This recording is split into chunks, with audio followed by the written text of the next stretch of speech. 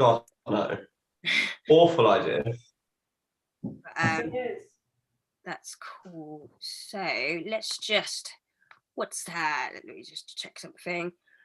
And I probably will run to about 7, or 6. Okay, cool. Okay. Thanks for letting me know. It's just Yeah, Anna, sorry, I'll probably go 6 if that's okay.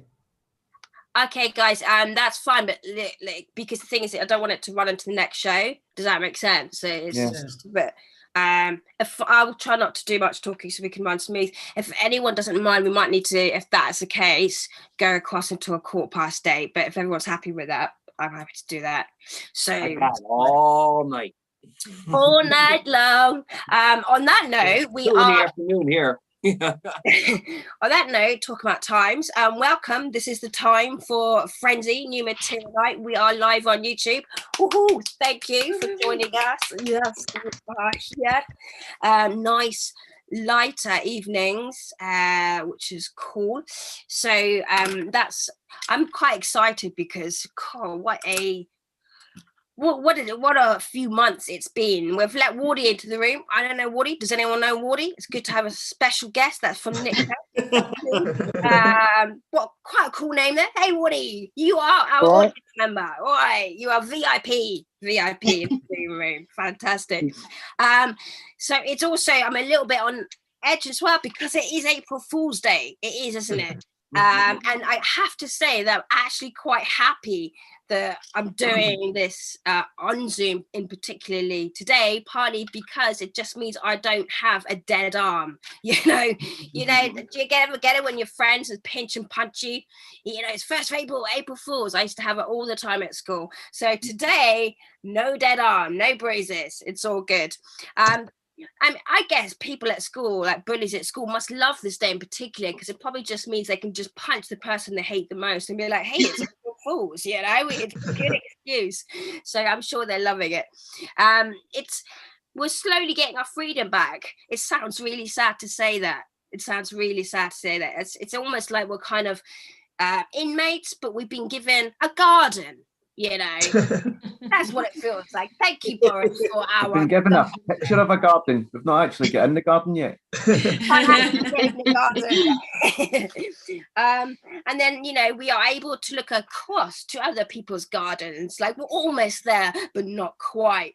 And I know that. This is something I can tell that we're getting almost back to normal because for the past few months we've been let's put it this way. We've been doing Zoom calls. We've been doing Zoom calls with no trousers on. Now I go outside and people are wearing no shirts. So it's just gone the other way round. It's a nice change. I can't say everybody I've seen with no shirts. Quite a few that I'm fully attracted to. I feel we've all got certain lockdown bodies to work on. I know I do, but that's fun. So we are here, New Material Night. Could be new material, it could not. But either way, it's going to be funny. So all I ask on this from our acts is just keep your clothes on. That's really, and the rest is for them. So we're going to bring on our first act, which is really exciting. She's fantastic, and it's good to see her back. So how are we feeling in the Zoom room? I know we're outside. You can tell it's that warm. Kat's there, pumped up. I love it. Good. Thank you for joining us, Kat. Lovely. Let's just start the show. So let's have a round of applause in the Zoom room for Maeve Buffet. Yeah. Hello. We all have our families, right? Yeah. I think actually spending time with them makes that a bit more difficult, though. A little fact about me is I'm not actually a natural redhead. This is a decision that I make. And a little fact about my mother: she absolutely hates red hair. Now, I don't know if you guys saw this in the news last year that we had a global pandemic. And during that time, she asked me if the reason I thought I was single was due to me having red hair. But I said, no, it's just my personality. Thank you.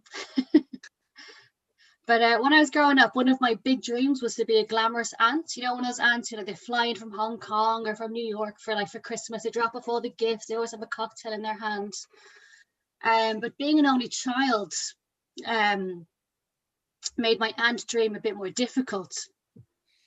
And sadly for me, I actually wanted to be, I wanted to be like a single woman for the rest of my life, but unfortunately I actually do need to get a partner. And that is because I am the last of my name. Ooh. Oh. Oh. And it's a good name. It's Buffy. It's not Hitler or Shitter. It's a nice one. You know, it rhymes with coffee, it rhymes with toffee, it rhymes with banoffee, suggesting perhaps my ancestors were very mild hedonists. But one of the last like big like oi party nights out I had before COVID was my uncle's funeral. Where I was, you know, the last of my name, and I just had wave after wave of elderly women I'd never seen before coming up to me just saying, the last Buffy, the last Buffy, the last one. So that was a lot of pressure I wasn't expecting of what was, you know, a nice day out. But on my mother's side, we actually have a wedding tradition as well. And it's a tradition of withholding information until the wedding night. What we all call the Redmond reveal. So when my granny met my granddad, she met him at a time where like men were always dressed very dapper. You know, he had the three-piece suit, he had the hat, the shiny shoes, like the whole shebang. But on their wedding night, she married him, and as is the Redmond reveal tradition, he brought her in by the hand to the wedding, sat her down on the wedding bed. He crouched down, sort of like quite a prolonged eye contact, and just very slowly removed his hat to reveal that not only were his shoes shiny, but from the temple up, so was his head. Now, she wasn't furious, but she certainly never trusted again. And my auntie had a wonderful opportunity to carry on the tradition. When she was 12 years old, she had a rollerblading accident where she used her face as a brake. So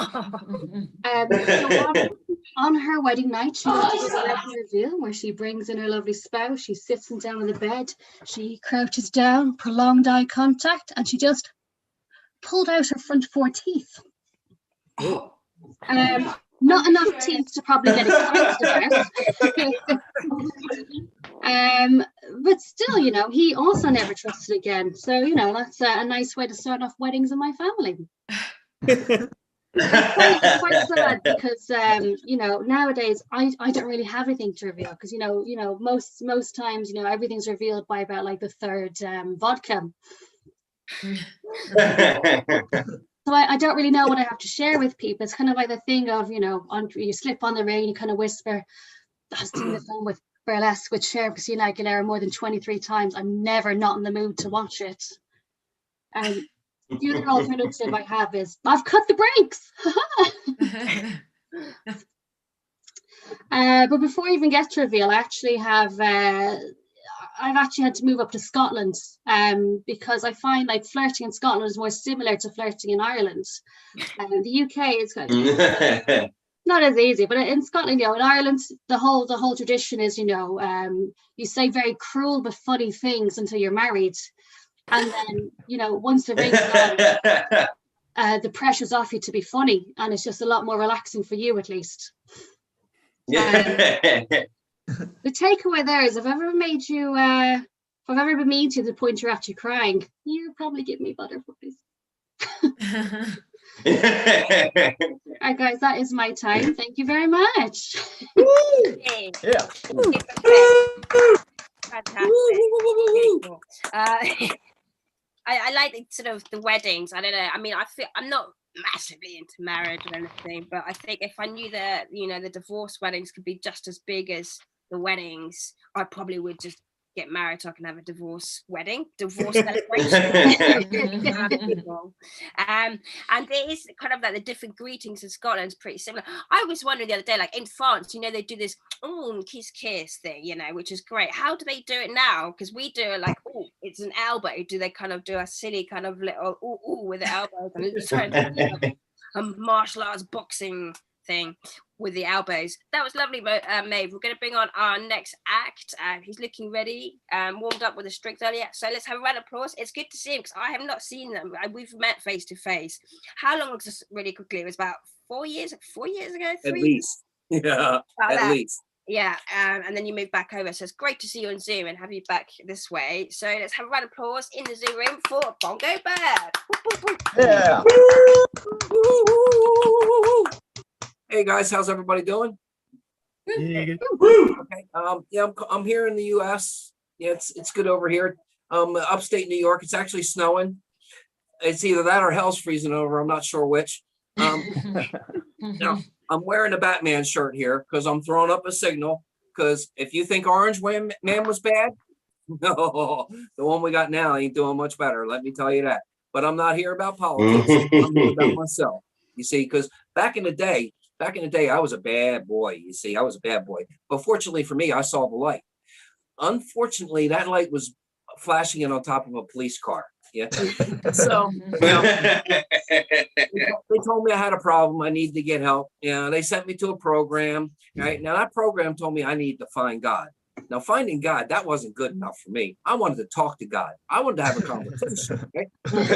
I got to thinking, how am I gonna do that? He's God, yeah. But then I got to thinking, everybody's got a phone nowadays, and I got a smart one. So there's got to be a list somewhere, right? So I looked it up. Now, did you know what I found out? There's almost 5,000 gods being worshipped by human beings. You know, how do you know which one to talk to? That part was easy because there's a sort feature. So let's go through.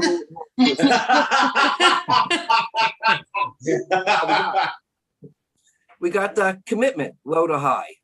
Nah, I was married. I'm not good at commitment. Let's see what else we got. Price, low to high. Nah, I didn't want Scientology. No. Here we go. Most popular. Let's go with that. Everybody wants to be popular, right? Yeah. So let's go with most popular. That's it. There we go. Most popular. Look at that. God of Abraham, right up top of the list. That's pretty cool. It must be alphabetical. I don't know. So here we go. Let's go with God of Abraham. Oh, wait a minute. There's 3. That's kind of weird. Yeah. Let me go with the first one. Yeah, it's a kind of cheesy website, but look at that. It said contact us. Oh, it's ringing. It's ringing too. Yeah. It's a funny dial tone though. It must be offshore. I don't know. Hello, is this God? Hey, can I call you Allie for short? Oh, you're a bit touchy. Hey, listen, I need to sort myself out. Yeah, I can do a few things. What you want me to do? Aw, but I like bacon. What if I just sneak a slice here or there? Really? For bacon? Well, that seems a bit harsh, but I want to live a healthy lifestyle. But what else you want me to do? Really? Why? Well, you're a jealous one, aren't you? Why would I want to? 72, huh? Yeah, but still, why would I want to teach 72 girls how to? Oh, they're not girls. Oh, you don't tell them that. Oh, yeah, I bet they're surprised. Yeah, no, I don't need to hear any screaming. Hey, listen, can I get back to you? All right, thanks. Bye. That was weird. If I listen to that guy, I'd have to kill myself. You know? Yep, same kind of cheesy website. Yeah, contact us. Yeah, same dial tone too. That's kind of weird. Hello, is this God? Oh no, who is this? Oh, hi, Jesus. How you doing? Hey, listen, is your dad around? Can you come up? Cool, thanks. Yeah, kids are, yeah. Hi, is this God? Yeah, I went through him. He answered the phone. Hey, listen, I need to ask this question right up front. You know, what's your view on bacon? No, you don't find this going away? I can handle that. That's good. Yeah.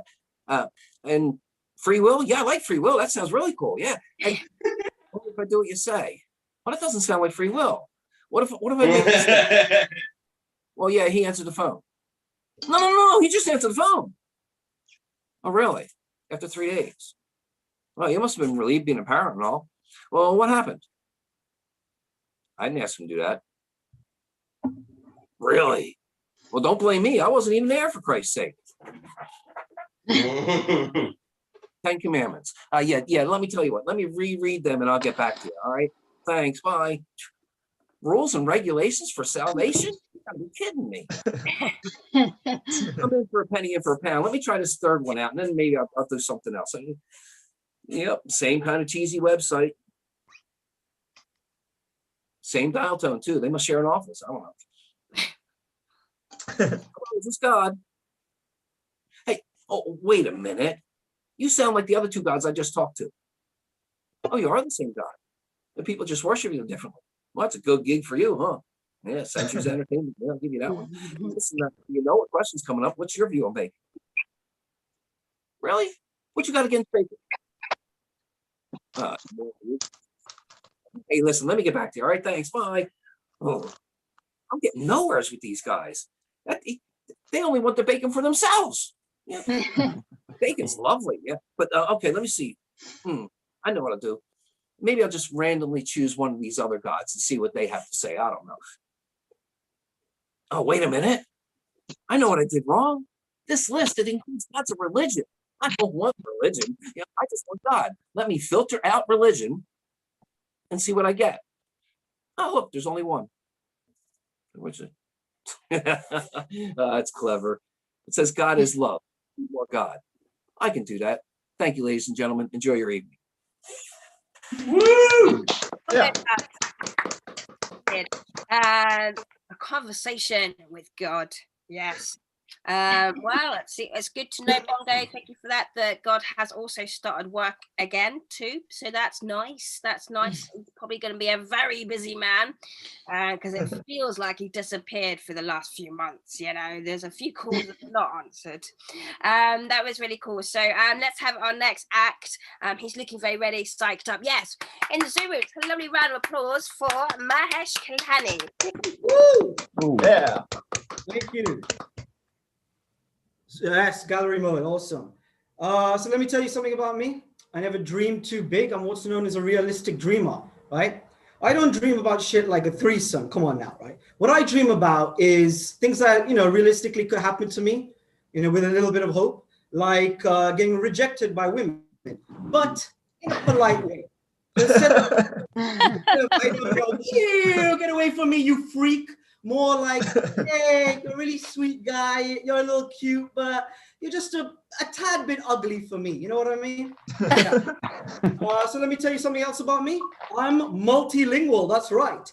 I can say, please speak English, you fucking dickhead, in several different languages, that's right. Let me tell you something about my granddad. My granddad always said, right, a good stand-up set is kind of like a good wedding. So it has 4 key elements. Something, what is it? Something new, something old, something borrowed, and something blue, right? So let's start this. Something new. Been shagging this older woman recently. She's into S&M. Guess what her definition of S&M is, right? One woman's pleasure is another man's pain. That's right. Right? Something old. I'm a victim of domestic abuse. That's right. I'm a victim of domestic abuse. I know, it's a real shame. By the way, I live by myself. That's right. Something borrowed. Why did the chicken cross the road? Social distancing. There you go. And something blue. Okay. So if a Teenage Mutant Ninja Turtle impregnated a Simpsons character and they had a baby, what color would the baby be? I sound like a fucking royal. What color would the baby be? Anyone guesses? What color would it be? Purple. Okay, I was hoping someone would say blue. No, it would be like a lime green, right? And my thing was like, did you guys do fucking art, right? It's a lime green, right? Come on, this blue's a shit color, right? Blue's a shit color. Let's be honest. Blue is a shit color, right? To be fair, this is a shit joke. There you go. So you know what I found out the other day, right?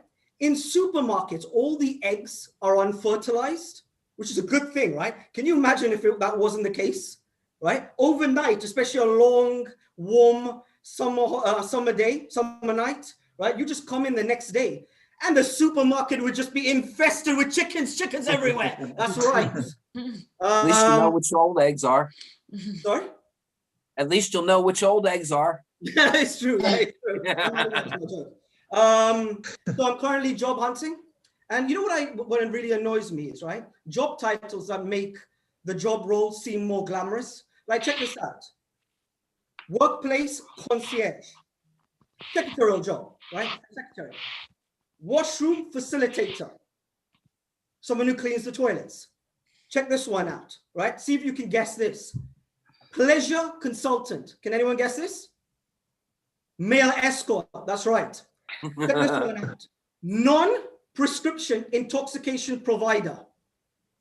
Drug dealer. That's right. That's what I'm trying to say. Speaking of hookers, right? Anyone ever been to a hooker? Anyone been to a female hooker? Right? So they have a service called Girlfriend Experience. And I thought to myself, why would anyone pay for that? Like, why would you pay to get treated like shit and to be made to feel like a loser? Do you know what I mean? Like, if I wanted that, I could get that for free at home from my wife. Nah, I'm joking. From my mom. That's right. I live with my mom. That is right. I'm proud of it. The other day, my mate texted me. He messaged me. He was like, "Oi, right? What the fuck are you doing? Liking my wife on Tinder?" I was like, "Mate, what the fuck is your wife doing on Tinder?" Right? I never forget the first time I met my ex-girlfriend's dad. He sat me down. He was like, "So you like my daughter?" And I go, "Yeah." He goes, "Are you going to ask for permission?" I go, "Yes, sir. I'm here to ask for your permission to date her." No. I know what you've been doing with her. You've been penetrating her anally, right? I want you to ask for permission to do that shit. Or next time you do it, I'm going to chop your bollocks off. I go, "Sir, you got it all wrong. I haven't been doing that. I would never do that. I would never disrespect your daughter like that. If I'm going to fuck anyone anally, it'd be your wife. That's right." You know what I find really weird? Sex with the clothes on. Anyone else find that weird? I find it weird having sex with the clothes on. I'll tell you why. Because I kind of compare it to, it's very similar to shagging your own relative. Do you know what I mean? Like, hear me out on this, right? I know it's unnatural, but it can be fun. And, you know, you have to admit it, on occasion, it can be lockdown, very necessary. That's right. Big Indian family, what can I say? These days I've been catching myself looking at beautiful 16-year-old girls with their loser boyfriends. And I'm saying to myself, damn, why couldn't I have a girlfriend like that when I was 30, right? Way too old now, right? Turned nearly 30, 35. I'm getting way too old. But speaking of pedos, right? I'm quite surprised people are shocked when they find out certain people are pedos. You know what I mean? Like Michael Jackson used to make kids sleep on his bed or take a ride on his roller coaster. Do you know what I mean? Right? R. Kelly had a song called "Age is Just a Number." Jimmy Savile used to ask kids to blow on his didgeridoo. Come on, right? And Jimmy Savile, come on, he just looks like a pedo. And don't forget Prince Andrew. I mean, come on, he comes from a family that's so fucked up. Realistically, one of them is going to be a pedo, right? Let's be real here, right? I'm going to end on this. So the other day was the hottest day in March history, right? And what disgusted me was you had all these people congregating in beaches and gardens, right? Avoiding social distancing, avoiding wearing masks. And all that happened was that they were condemned, right? By the media, by the government, by the police. Okay, maybe fined here and there, but mainly it was like, oh, they shouldn't be doing this, right?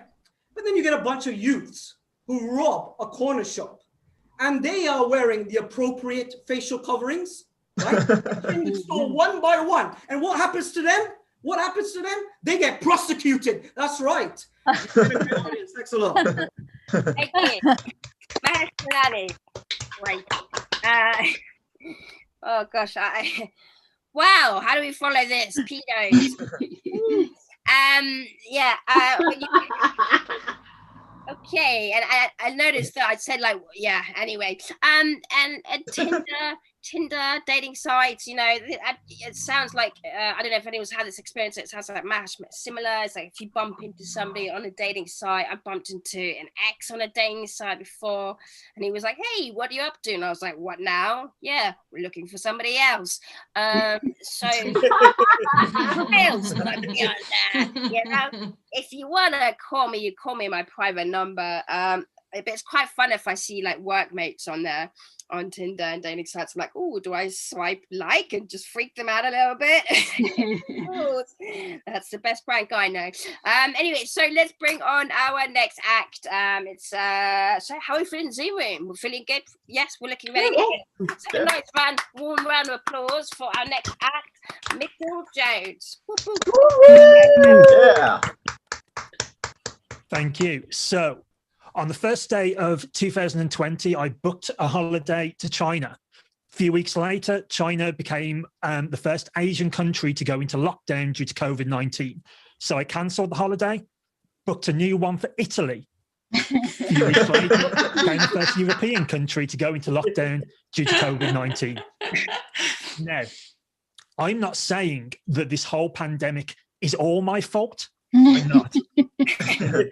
Like, that would be an awful supervillain if the only thing he could do is terrorize people using like bad planning on TripAdvisor. But all I am saying is that, you know, if there's a town or a city that you're not a particularly big fan of, it'd be a shame to waste these talents. That's all I'm saying. Just slide into my DMs. You know, you don't like Liverpool, we'll take it out. Just that's all I'm saying. So I'm to be honest, I'm kind of glad that I haven't been able to go on holiday for the past year or so. Because the last time I went on holiday, I got stopped at airport security. I was on the way to Amsterdam and I had all this weird powder that was all over my trainers and all at the bottom of my jeans. And they stopped me because obviously they thought that I was a big enough idiot to smuggle drugs in plain sight of security. However, the reality was that on my way to the taxi in order to get to the airport, I had accidentally burst a bag of used cat litter and didn't have time to go and clean myself up. And so I'm there with the security guard, and the security guards are looking at me like, you trying to smuggle cocaine? And I'm now the idiot who has to turn around and go, oh no, this is just dried collated cat piss. That's all. We do that, don't we? And to be honest, looking back, I probably would have rather told her that I was just smuggling cocaine. Would have been a lot less embarrassing for all of us. But I did have a good time, and you know, we had a lot of fun, and I would love to go back to Amsterdam, although with my new superpower, I'm pretty sure they probably aren't as willing to have me back as I am to go back. Oh shit, he's booked again. Everyone locked down. So as I was not on holiday and not traveling as much as many of us have, we've spent a lot of time at home. And I'm in the bubble with my mum. Me and my mum get to see each other every now and then because we're in a legal bubble. But my dad left when I was 7, so I haven't seen him over lockdown or any time before that. And it's really weird when you don't have a father figure in your life, because it's very common for young men who don't have dads to seek older male influences. And that can take the form of good people or good things like a brother or a teacher or like a sheepdog or something. I don't know. Or on the other hand, you could have awful, horrible people, you know, like criminals or terrorists or, I mean, God forbid, Piers Morgan, like those kind of, I mean, suddenly the sheepdog doesn't seem so bad now, does it? And when you're young, you have options, but I'm 33 now, and that means there's not as many older men as there were when I was younger. So if I don't find someone between like now and by the time I'm 60, like my only options are pretty much going to be like Sir Ian McKellen or a tree. Like that's all I'm going to have left. And that might seem like an easy choice to make. I mean, let's face it. If you blindfolded yourself in a room of older male celebrities through a rock, chances are you're probably going to hit a paedophile. So until there's a more literal version of Operation U Tree, I think I'm going to stick with the tree. I think that'll be where I go with this. And obviously, after that, all I have to do is now convince my mum to have sex with an old English oak, and I'll have the family tree I always wanted. So there we go. And I think that's about it. I think I've underrun. So I could either babble for the next 50 minutes or I could just let you see the next act. So thank you very much and enjoy the rest of your night. Brilliant. And that was Mitchell's 6 gigs. So round of applause for that. Yes. Lovely.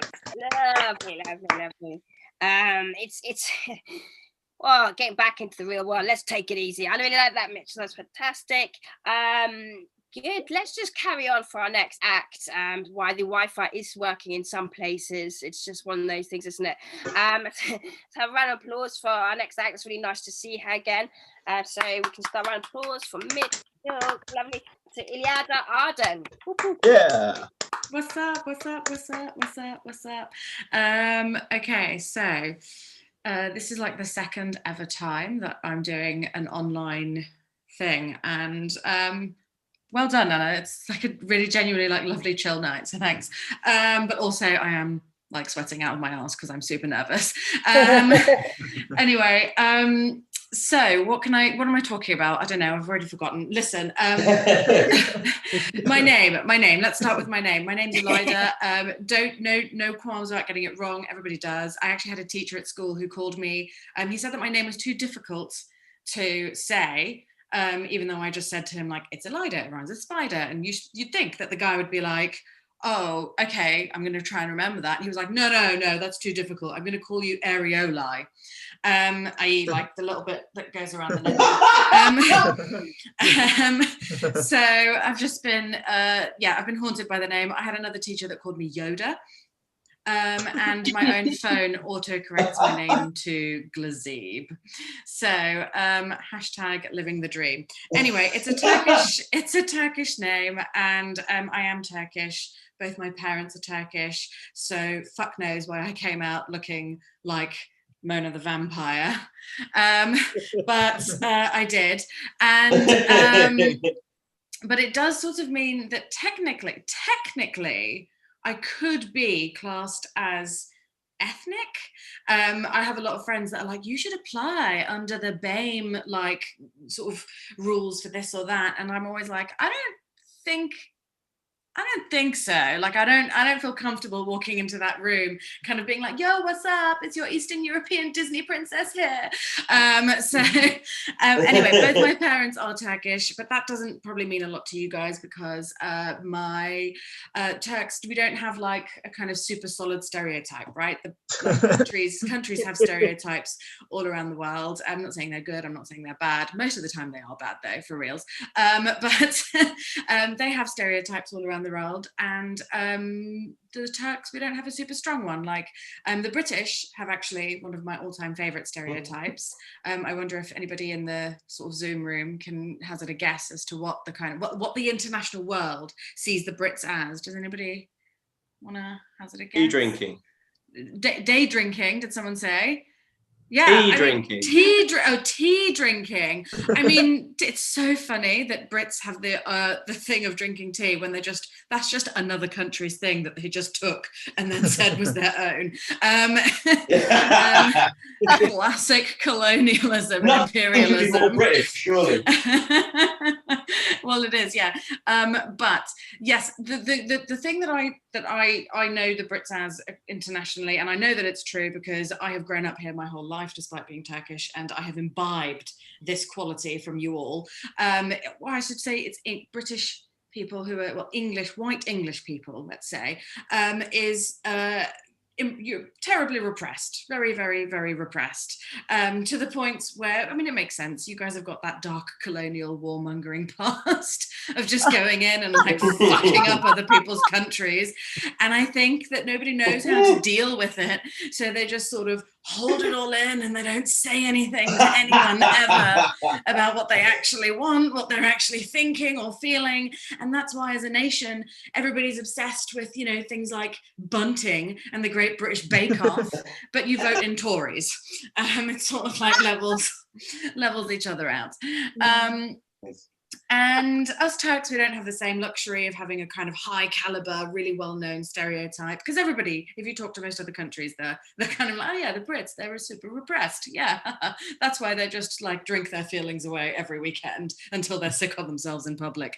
But yeah, us Turks, we are known as one thing only. We are kebab warriors. We are the people that make the kebabs, and we're really fucking passionate about it. I don't know if anybody used to go on nights out. I don't know why I did that inverted commas, like that nights out. They were actually nights out. They just feel like a sort of mystical foreign entity now because it's been so fucking long.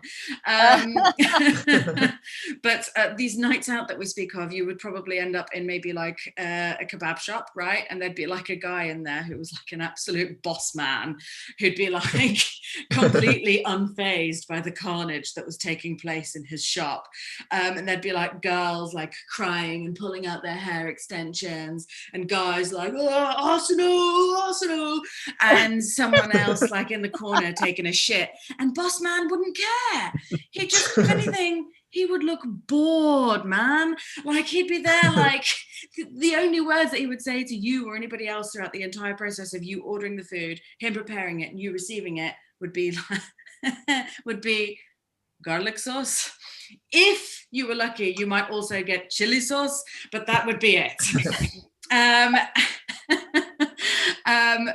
So that's my stereotype, and I got to say, you know, as a person trying to do comedy, it's not easy because I don't really have much to immediately work with, because as I've already established, I don't really look Turkish. So even if I try to align myself with the garlic sauce people, no one fucking believes it, right? I mean, what a fucking waste of my time. I only have 5 minutes to talk to you guys, okay? And I've wasted 4 of those fucking 5 minutes explaining to you that I'm Turkish and what that means and what stereotypes, just so I can deliver the line garlic sauce. Like it's so exhausting. Anyway, I think that I'm basically out of time, so I'm going to end it there. But thank you all. You've been lovely. Thanks. Okay. Yeah. Arden, fantastic. I like that. It's commitment to the garlic sauce. That's commitment. That was really cool. It's nice doing Zoom gigs, isn't it? It's because we can see each other's faces and stuff like that. It's must feel a bit weird to start with. Guys, let's do this. Let's keep going. Okay, we've had fantastic acts already. I can see our next act. Hang on a minute. I did see him. Wait, there he is. There he is. Just moved around a little bit.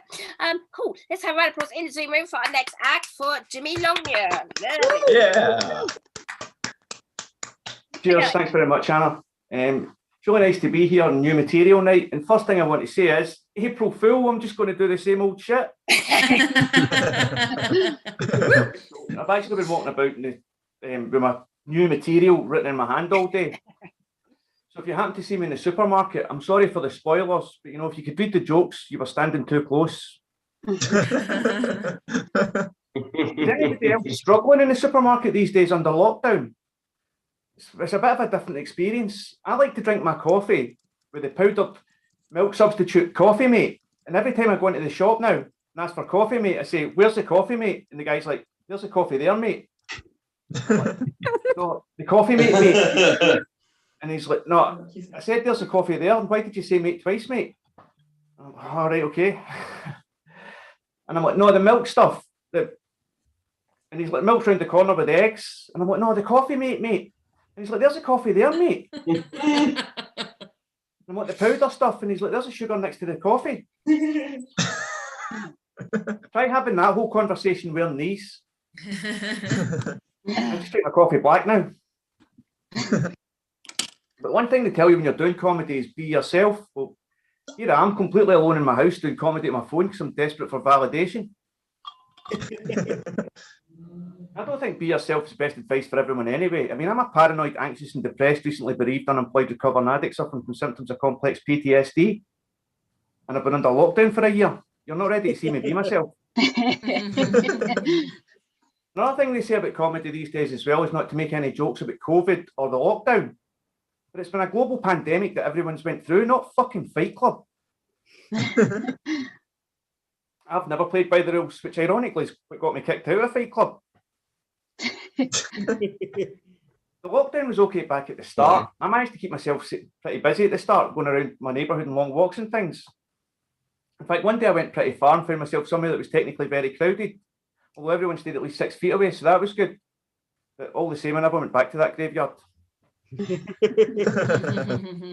I managed to keep myself safe, well, and busy back at the start. Mainly, I kept myself busy by assuring everyone I know in different apps that I was safe and well.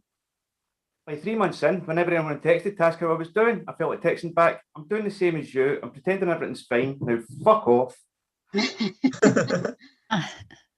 And I actually served a 6-week prison sentence 20 years ago, and I've never been able to describe prison until now. Now I can tell anyone that asks, prison was almost exactly like this lockdown, except I didn't have to put up with your partner and kids. And I knew when it was going to be over. And I actually get sick of wanking in lockdown. I didn't even know you could get sick of wanking.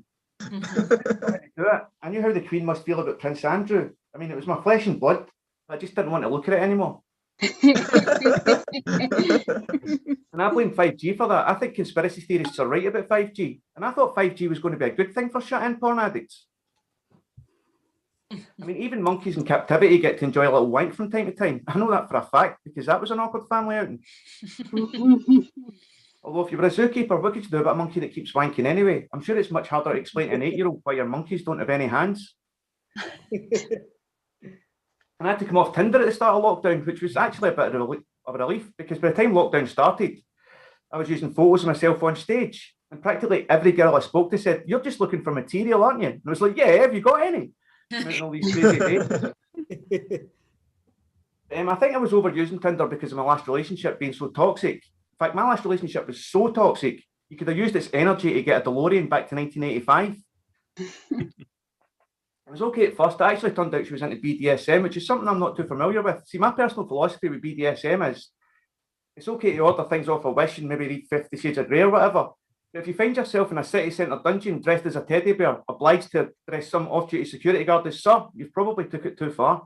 But anyway, I found out she was into BDSM because she appeared on my doorstep wearing a French maid's outfit and she asked me to tie her to this black swivel chair I've got in the middle of my living room. So, I complied with her wishes and tied her to a black swivel chair. And she said, "You can do anything you want to me." And I was like, I'm kind of getting that from the fact you're tied to a black swivel chair. I didn't think we were rehearsing for a kinky mastermind. Although by that point, if she'd asked me to stop, I genuinely don't know if I'd have just said started, so finish. It turned out she was into dogging as well, and I got really excited about that until I realised that neither of us had a car. But she's into other things as well. She's into arts and crafts and dance and all these types of fiction and dress up that I'd never heard of, like steampunk. Now, steampunk is Victorian era cyber fiction, which is where I think she picked up such effective gaslighting skills.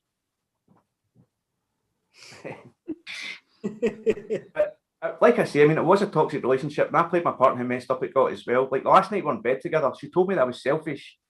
She said I was ignorant. And she said something else, but I can't remember what it was because I was having a wank at the time. But we split up ages ago and then overused Tinder, and I had to come off Tinder because of lockdown.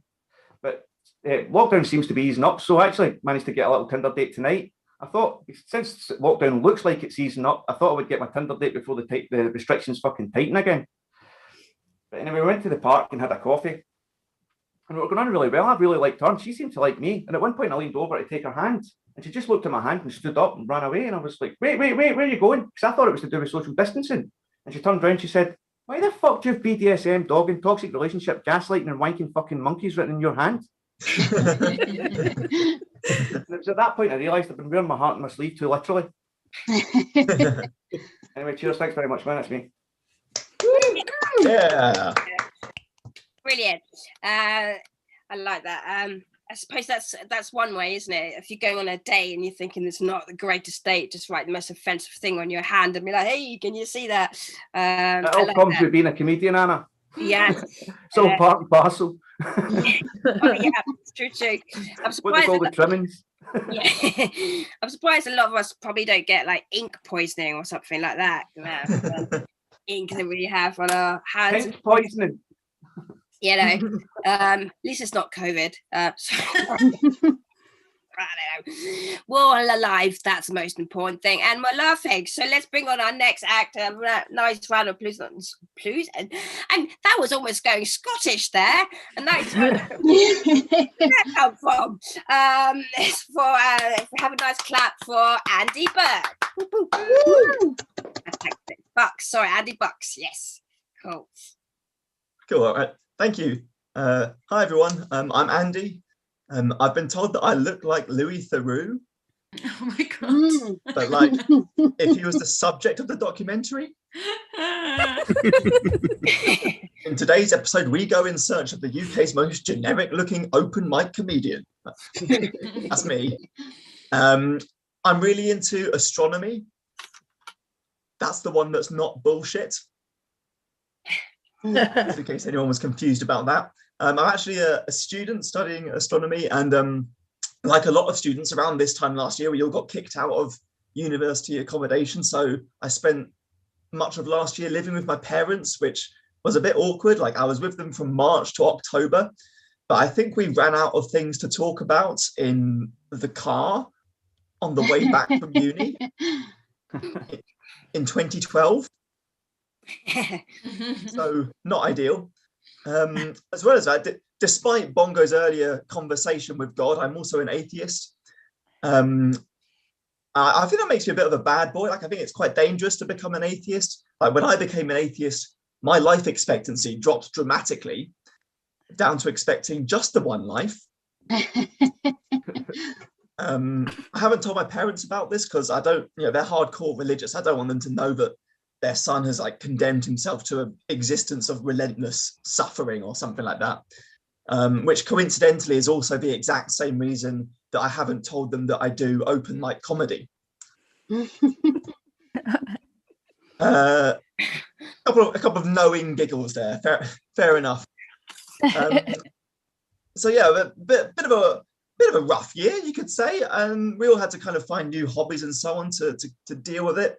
And with that in mind, I've tried to do something a bit different today. And I've tried to actually write a song to capture the zeitgeist of the last 12 months. So bear with me if this goes wrong, because this is a bit new to me. But let me know. Can you hear this? Yeah. Cool. All right. Let's go.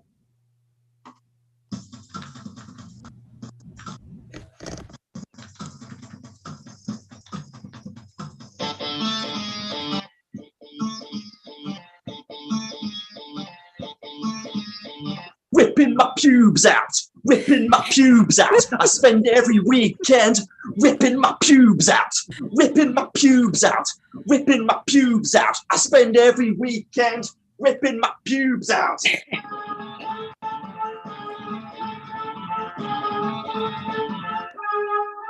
Yo, it's Saturday morning, so it's time to get ripping. I've got chalk dust on my hands to get the maximum gripping. Run my fingers through my pubes until I feel some resistance, then just fucking rip that whole shit right out like good riddance.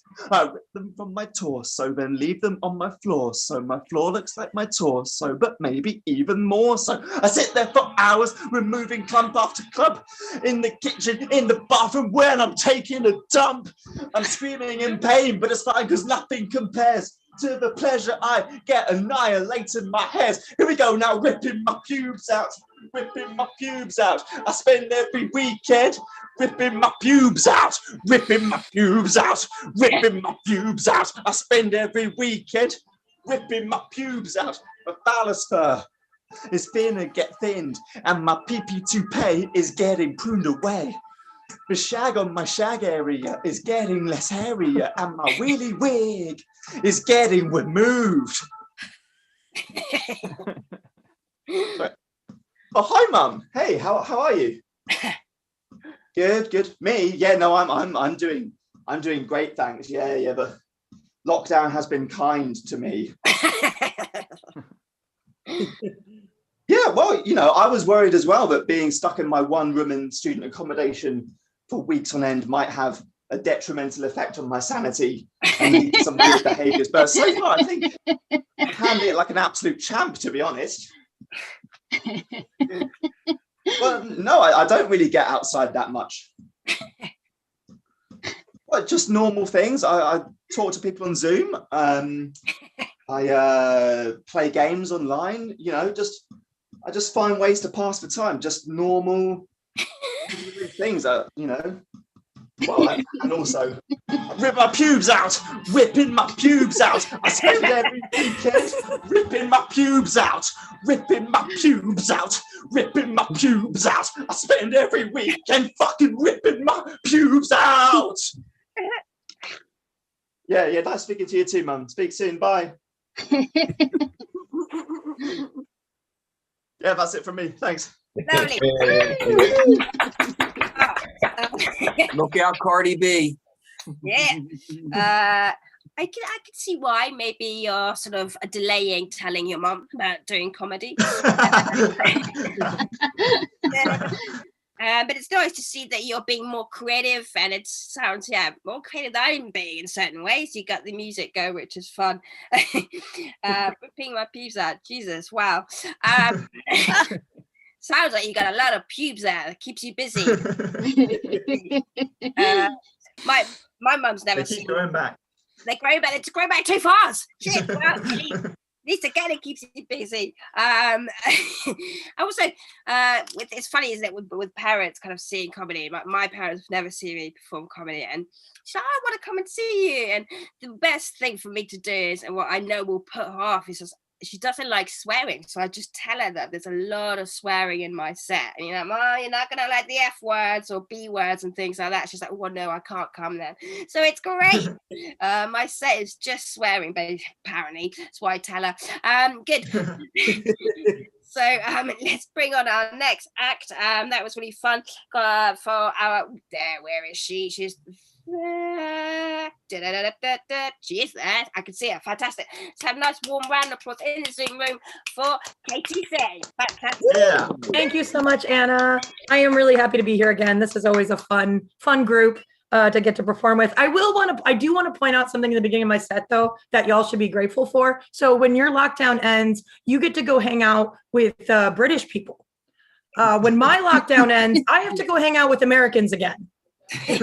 And to be honest, not psyched. I've really enjoyed my Canadian and new British friends a great deal. And so I'm sort of sad about that. Okay, I have had so many things going on. There's a lot of new material that I've been working on. And I don't know if this one's going to work because I don't know if this ice cream is as popular in the UK as it is in America, but Ben & Jerry's is delicious ice cream. All their flavors are complicated and delightful and surprising, right? Like, and someone asks you to they're going to go to the shop and they're going to pick up Ben & Jerry's and they're going, hey, what flavor would you like? And I'm sure right away you all know exactly what your favorite flavor would be. Well, the other day I discovered that Ben & Jerry's sells vanilla ice cream, plain vanilla.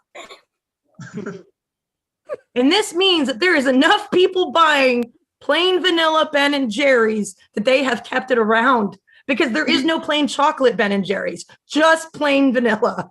And I'd like to know who that person is. Who's that person that is the most vanilla of vanilla that their Ben & Jerry's is plain? Like, what is sex like with that person? Like, what is an evening like with that person? Can that person hold a conversation? I'm very concerned, because it's not just one person, it's many people that are buying plain Ben & Jerry's. And again, concerned. When I was growing up, I wore glasses. I found out I needed glasses when I was like 5, 6 years old. And this was in the early 90s. And so that means that my glasses were big and plastic and pink. And I thought they were the coolest. And they were just amazing. And it turns out this is, I think, the fashion today again. So they're not uncool, but they were then. They were uncool then. And I had my glasses. They were super pink. I was super excited about it. And what my mom did, my mom went out and bought glasses that matched mine. So I was a 5, 6-year-old matching my mother. And this would not end. My mom has been trying to put on the Katie skin for years, live vicariously through all of my choices, to the point where she is one of those people in my life who likes to call me to tell me a story in the guise of giving me a joke. Like, you can add this to your act, is one of the things that my mom likes to say. And you know, the thing that makes me the most mad is when she's correct, like when it's actually a good story. And then I'm like, damn it, now I have to tell other people about it. Like, one time she called me like 5 times in a row. And I was like, oh my gosh, somebody died, because I don't live near my mom. And I was like, oh my gosh, something bad happened. She goes like, no, I just have this really great story. And it was a great story. And that story was that one time my dad's drug dealer came over to the house to bring him weed. And my mom let him inside, brought him to the basement, showed him all the things that were broken in the basement because my mom thought the drug dealer was her contractor. And he was such a nice guy that he actually listened to the whole spiel about the basement and then sold my dad some drugs and left. But it was worth the 5 scary phone calls because, you know, you always want to hear about your dad buying drugs. Like everyone wants to hear that. It just feels like, oh, yes, my father is just like me. I don't have to feel differently about it. But, you know, one of the things about my mom is I've been on the fence about introducing her to other social media, so she might have an outlet for all of her stories. And I feel like it would be wrong if I unleashed my mother on TikTok. Like, I feel like that would be bad. And I'm doing the world a favor by not teaching her how TikTok works. I just feel like you're welcome. Barbara Lapham Zane of Virginia in the US will never learn TikTok, thanks to me, hopefully. Unless somebody else gives her the clues, I don't know. So I don't know if you guys have heard about this kerfuffle regarding a certain children's toy here in the US it's produced here from Hasbro, the Mr. Potato Head. They have decided to take the Mr. off of the toy. And it is made for like a huge amount of feelings from people. It was also like, I didn't know that people felt like potatoes had gender. So there's like that. And then also it's a children's toy. Like, who cares?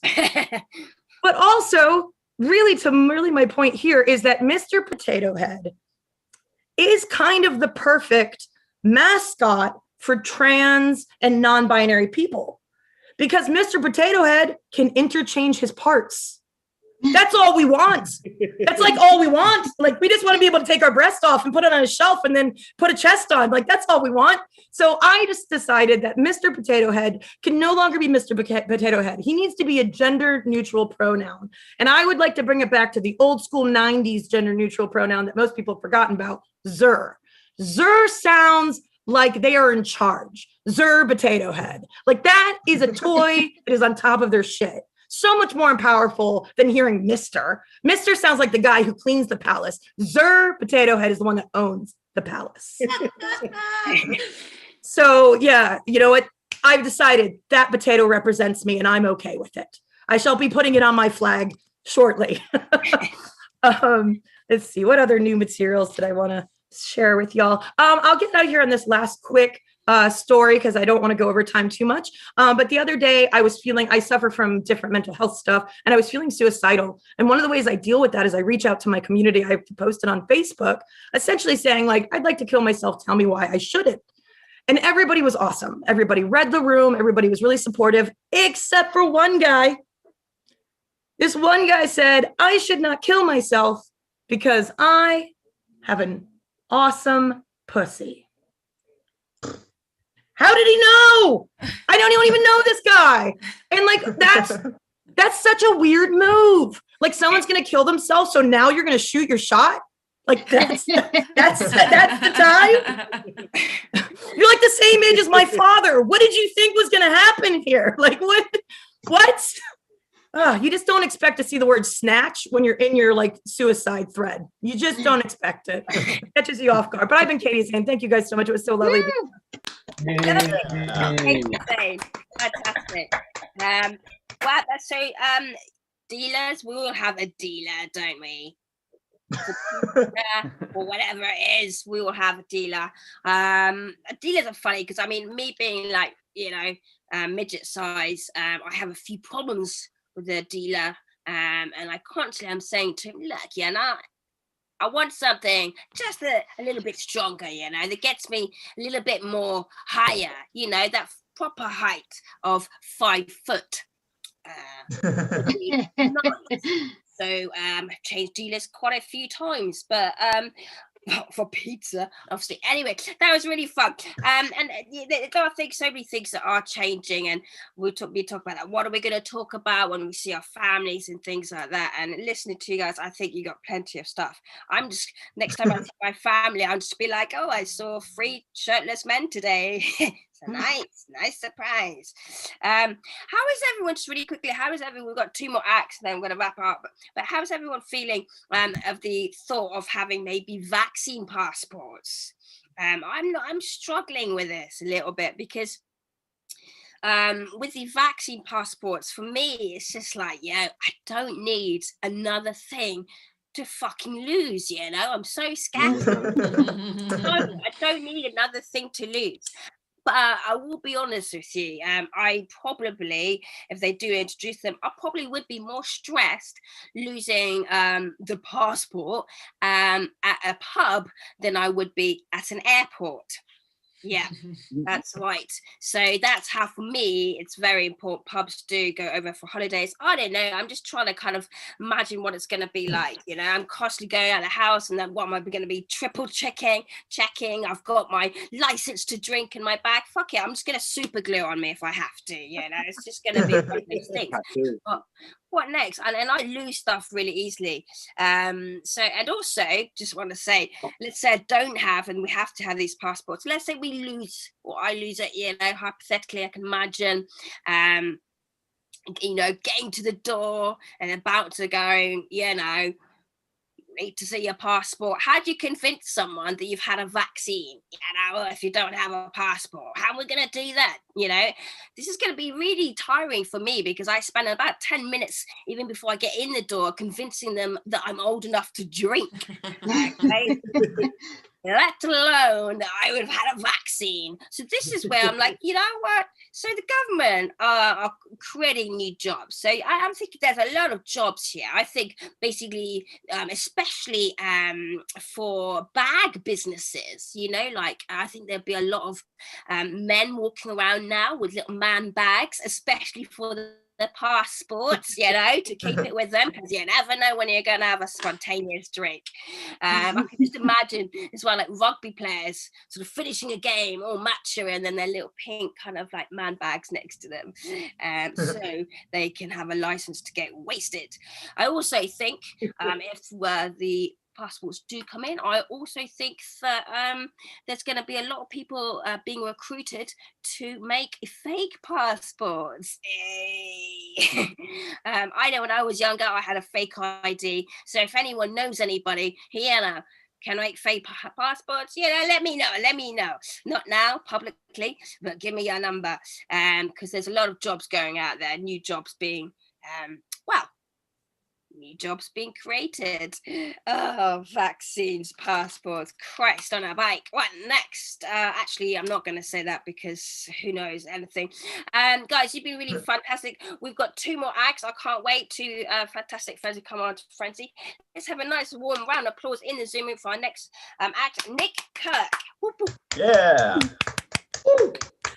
Thank you, Anna, and thanks to all of you for making the effort from here up. I do appreciate it. I'm not interested in what's going on below decks, especially if you've been ripping your pubes out. It's the same principle I operate with the Muppets. I don't want to look down and discover that all along there was someone there with their hand up your arsehole. I know what you're thinking when you look at me. You're thinking, that looks like a man that knows how to fit a pair of shoes.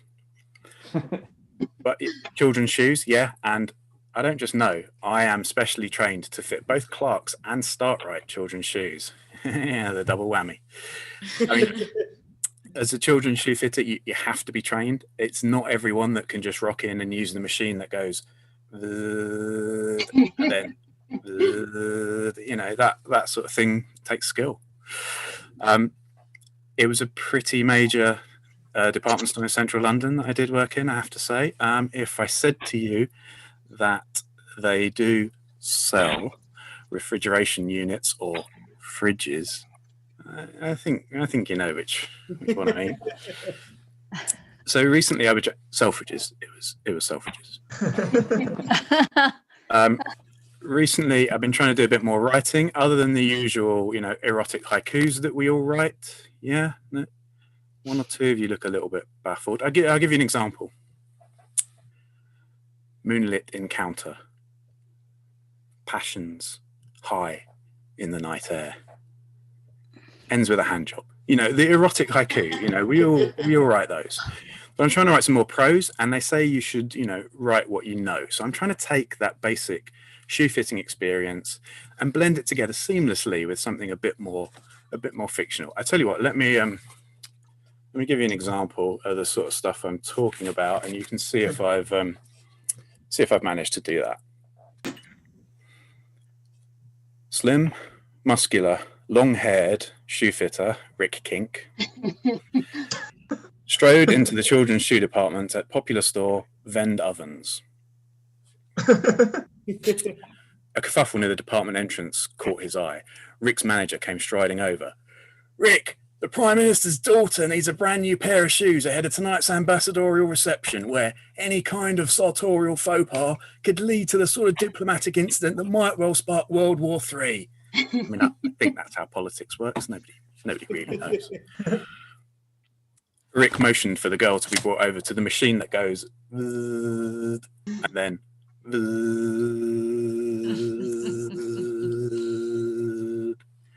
it was broken. He would have to go manual. Rick placed the girl's foot in the gauge, ensuring that enough weight was put behind the foot so that he could get an accurate measurement of the width. A 10H, the widest of settings, son of a bitch. As Rick made his way to the stockroom, Rick's manager's voice rang out once again. Rick, you've used a Clark's gauge, and that's a start-right shoe, and you know that there can be anything up to half a size discrepancy between the way the two manufacturers gauge feet. Rick dismissed that with a wave. That kind of mental calculation was child's play to him. Made his way through the stockroom, which was arranged by manufacturer and then alphabetically by style within the manufacturer. Found the shoe he was looking for, Mary Jane, a Start-Right classic in a 10H. Rick opened the box. Only one shoe lay within. Now that's a bit of a cliffhanger to leave you on. I know it's quite tense, but you can find out what happens when you get my forthcoming book, The Man Who Knew How to Fit Both Clark's and Start-Right children's shoes. Yes, now, I know they say you should leave everyone wanting more, but as I said, that's a bit of a cliffhanger to leave you with. So to sort of even things out, give you a bit of closure, I'll leave you with another erotic haiku. She moves in closer. Anticipation building. Don't come in my hair. I've been Rick Kink. I've been Nick Kirk. Nick Kirk. I've been Nick Kirk. You've been absolutely splendid. Thank you very much. Back to you, Anna. Yeah. Certainly was a cliffhanger. Certainly was.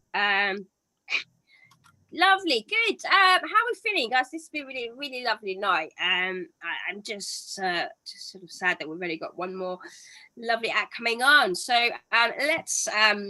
I'm trying to think. Shall I say anything to soften the thing after just kind of like totally falling into the trap of getting in closer, then Nick going, "Come in your hair," kind of.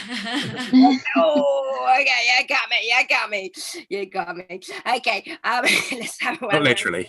No, literally. Oh, it's all metaphor. Let's have a nice round of applause for our next act. It's lovely to see you back on Frenzy. So for a nice little clap on the boom. Yes. Okay, lovely. Hello. Yeah. So have you been enjoying the warm weather? Yeah, it's been lovely. Yeah, but my weather app says we'll have snow soon. Yeah, snow next week. You wonder why we all fucked in our heads in this country, you know? So I've lived in London for really a long time. Can you tell? Yeah, I'm originally from Japan. Yeah, nothing to cheer about. But so I do feel like a proper Londoner now, you know? I'm friendly, impatient, and totally depressed. Things have been hard, you know. We all know that we've had COVID and Brexit. Seriously, I mean, no hope nor glory, but lots of dope and Tories. And I have a sob story too, I tell you. So I was made redundant the year before, and again last year, and I've been trying to find work. It's been really hard. But things have started getting better, yes, because a whole lot of other people have lost their jobs as well. I feel less alone. So, yeah, I know everybody hates COVID, but I think we should recognize that it's done a great job contributing towards the understandings of Japanese culture. You know, now we keep social distance. We don't shake hands anymore. We wear masks. So we all have become paranoid OCD sufferers. You know, that's what we are. So we're all turning Japanese. Yay! So speaking of which, have you heard of Warn Stories on Netflix? Yeah? No?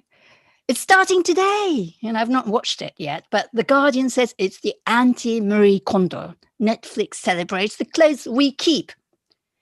Anti-Marie Kondo. This cheered me up a lot. You all know Marie Kondo, right? Yeah. Now she's a has-been official. Yay!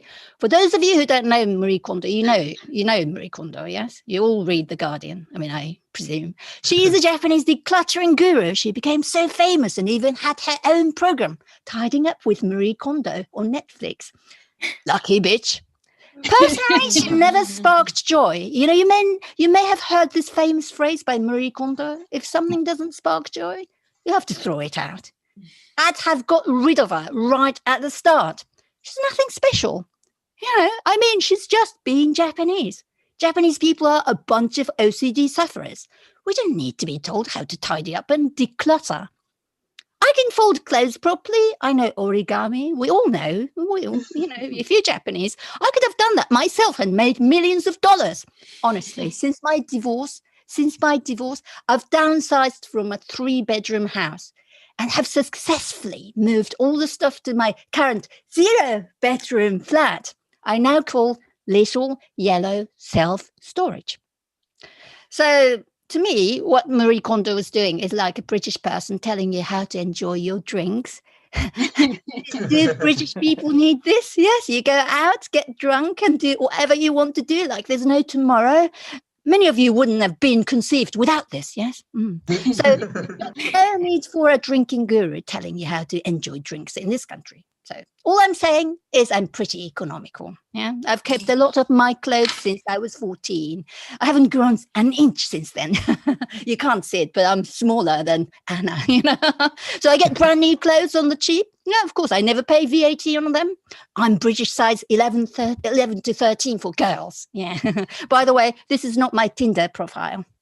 So, small is beautiful, it's true what they say. Yeah, cars stop for me at zebra crossings, especially if it's close to a school. Yeah, I make sure that I do the child run when I do cross the road so that I won't disappoint the driver.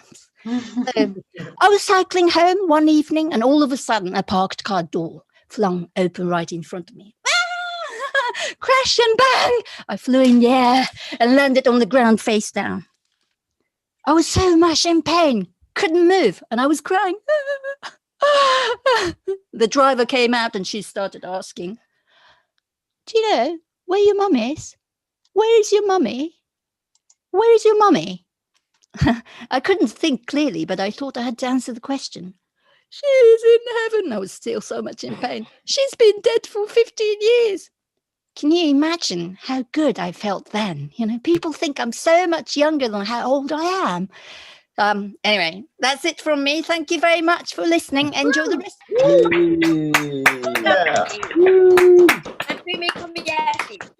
Yeah, fantastic.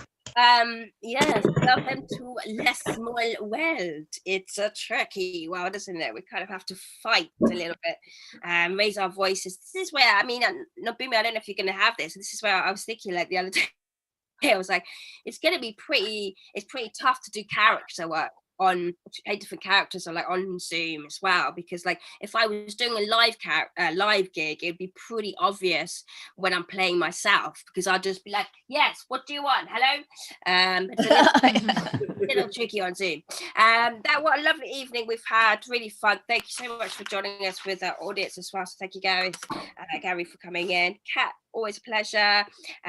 So let's have a round of applause for our acts that we've got. So first we had Maeve Faye, Bongo Bob. Thank you very much. Stone, yeah, I'd love to see Jimmy Longyear, Andy Bucks, Kate and Say, Nick Kirk, being really fun. And we'll be back